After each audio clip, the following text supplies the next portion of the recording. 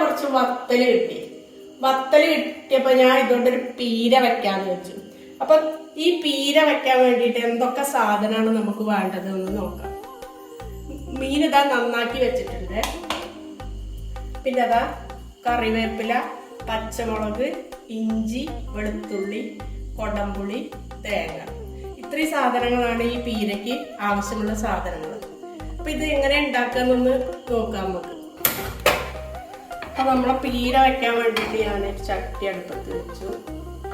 ചട്ടിയിലേക്ക് ഞാനൊരു ലേശം വെള്ളം ഒഴിച്ചു. ഞാൻ അതിലേക്ക് കുറച്ച് മഞ്ഞൾപ്പൊടി ഇടുകയാണ്.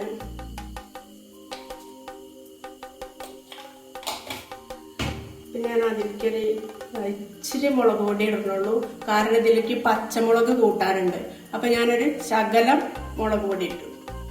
ഇനി ഞാൻ ഇതിലിട്ട് കുതിരാൻ വെച്ച കുറച്ച് കുടംപുളി ഇടാണ്. കുടംപുളി പുളിക്ക് ആവശ്യത്തിനൊക്കെ ഉണ്ടോ, ഞാൻ എനിക്കുള്ള ആവശ്യത്തിനാണ് ഇട്ടത്.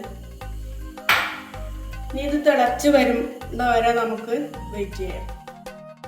അപ്പൊ നമ്മുടെ പുളി തിളച്ച് വരുമ്പോഴേക്കും നമുക്ക് ഇതൊക്കെ ഒന്ന് ചതച്ചെടുക്കണം. ഈ തേങ്ങയും കറിവേപ്പിലയും പച്ചമുളകും ഇഞ്ചിയും വെളുത്തുള്ളി ഒന്ന് ചതച്ചെടുക്കണം. അപ്പൊ നമ്മളെ തേങ്ങ, ഇഞ്ചി, വെളുത്തുള്ളി, പച്ചമുളക്, കറിവേപ്പില ഒക്കെ ചതച്ചതാണിത്.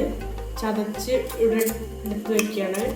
അപ്പൊ അതാ നമ്മുടെ പുളിയുടെ വെള്ളം നല്ലവണ്ണം തിളച്ച് വന്നിട്ടുണ്ട്. ഇനി അതിലോട്ട് ഞാൻ ഈ വത്തല് അങ്ങോട്ട് ഇടുകയാണ്.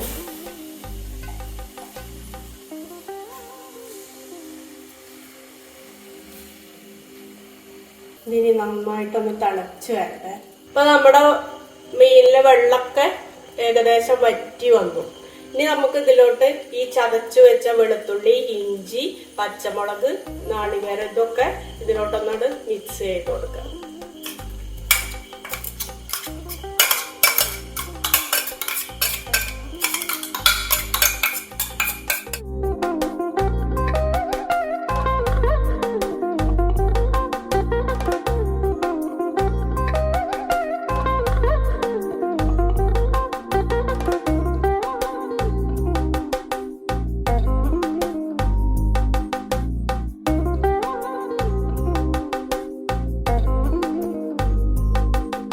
ഇതൊക്കെ നന്നായി മിക്സ് ചെയ്ത് കൊടുത്തിട്ടുണ്ട്.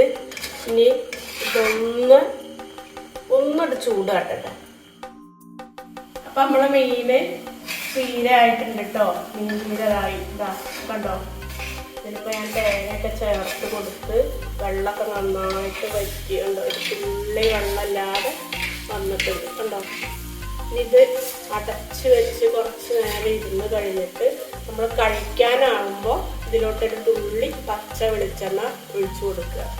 അതോടുകൂടി നമ്മുടെ പീരേൻ്റെ പണി കഴിഞ്ഞു. അത്രേ ഉള്ളൂ പീര. ഇതൊക്കെ ഇതേപോലെയൊക്കെ ഒന്ന് വെച്ച് നോക്കിയിട്ടൊന്ന് കഴിച്ച് നോക്കൂട്ടെ എങ്ങനെയുണ്ട് നമ്മുടെ പീരാണ്.